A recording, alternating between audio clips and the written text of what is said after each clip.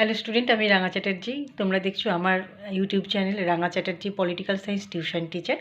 আজকে আমি আলোচনা করব ভারতের সঙ্গে ইসরায়েলের পারস্পরিক সম্পর্ক কেমন। 1992 সালে ভারত এবং ইসরায়েল পূর্ণভাবে উভয়ের মধ্যে পারস্পরিক চুক্তি সম্পর্ক স্থাপন করে। এরপর থেকে ভারতের সঙ্গে ইসরায়েলের সম্পর্ক সুন্দর গতিতে এগিয়ে চলেছে আজও পর্যন্ত। এক্ষেত্রে কয়েকটি দিক বিশ্লেষণ করলে আমরা বুঝতে পারবো যে উভয়ের মধ্যে সম্পর্ক কতটা ভালো রয়েছে।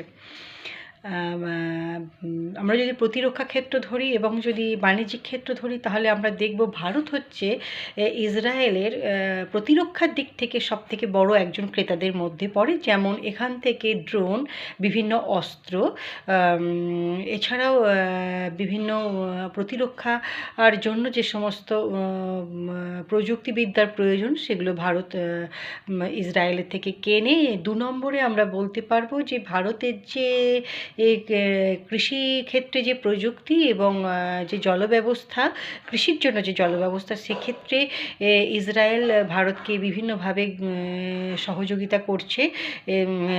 গবেষণার দিক থেকে, প্রযুক্তিগত দিক থেকে, সেচের ক্ষেত্রে এবং কৃষিকার্যের ক্ষেত্রে সহযোগিতা করছে।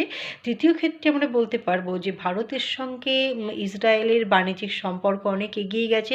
প্রতিরক্ষা ক্ষেত্র তো এর আগেই বললাম, এছাড়াও হচ্ছে এই হীরা এবং অন্যান্য জিনিসের ব্যাপারে ভারতের সঙ্গে ইসরায়েলের বাণিজ্যিক সম্পর্ক ক্রমাগতভাবে এগিয়ে গেছে। এছাড়াও আমরা বলবো সন্ত্রাস বিরোধী যে সমস্ত পদক্ষেপ, সেই পদক্ষেপ ভারত এবং ইসরায়েল অনেক সময় একই সঙ্গে নিচ্ছে এবং উভয়ের মধ্যে সন্ত্রাস বিরোধী পদক্ষেপের ক্ষেত্রে উভয়ের মধ্যে সমস্বার্থ কাজ করছে। সুতরাং ভারতের সঙ্গে ইসরায়েলের সম্পর্ক খুবই ভালো জায়গায় রয়েছে। ভিডিওটি অতি সংক্ষেপে, এই কারণে ইনফরমেশনও অতি সংক্ষেপে দেওয়া হলো, নইলে এছাড়া বড় ভিডিওতে অনেক বেশি ইনফরমেশান নিয়ে বড় ভিডিও বানানো যায়, কিন্তু এটা শর্টসের মধ্যে পড়ে। ভালো লাগলে অতি অবশ্যই লাইক করবেন এবং কমেন্ট করতে ভুলবেন না। এছাড়া অতি অবশ্যই সাবস্ক্রাইব করতেও ভুলবেন না। ধন্যবাদ।